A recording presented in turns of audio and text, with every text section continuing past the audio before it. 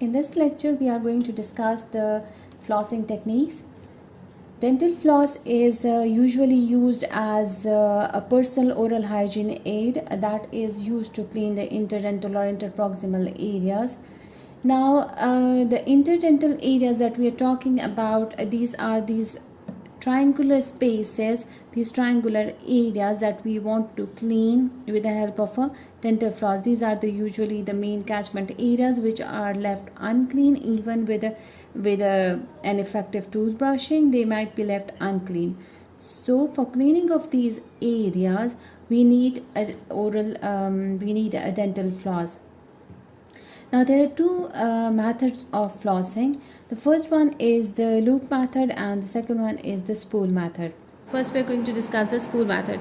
For spool method, we take almost 18 cm long floss.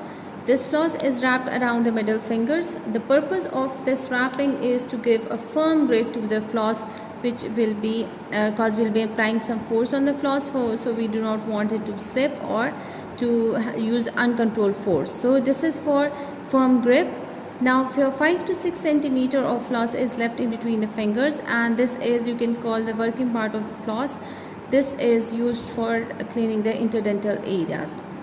Now whenever we are using a floss, we should be careful not to injure the papilla or this papilla or the interdental area of the tooth. So we are not going to injure that. For this, we need to control the movement of the floss and the pressure that we are going to apply.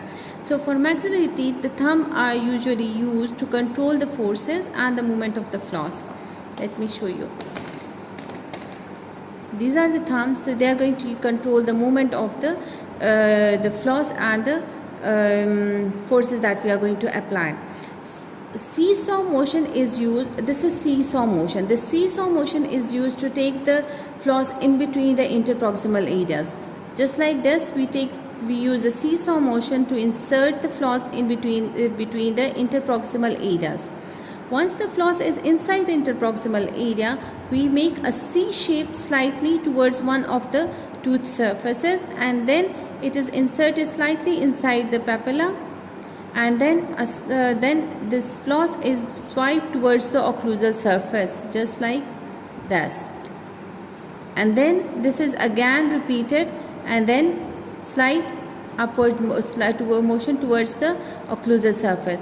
Now again seesaw motion, and then it is wrapped around the neck of the other side of the tooth, and it makes a C shape, and then again a slight movement towards the occlusal surface, just like this, and then this is repeated again until this area is clean.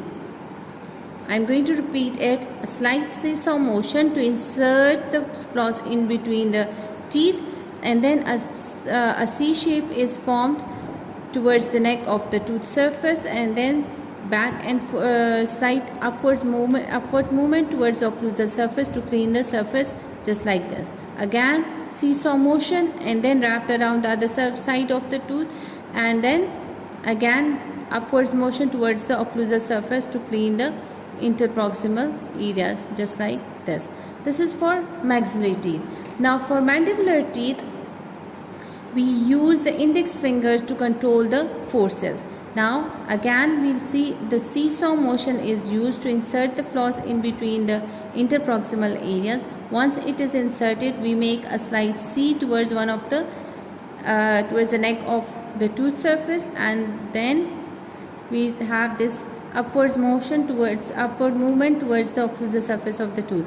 Again, if there is it's not properly cleaned, we repeat it towards the occlusal surface of the tooth.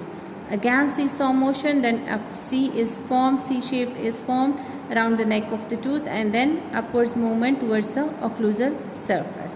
This is spool method for flossing.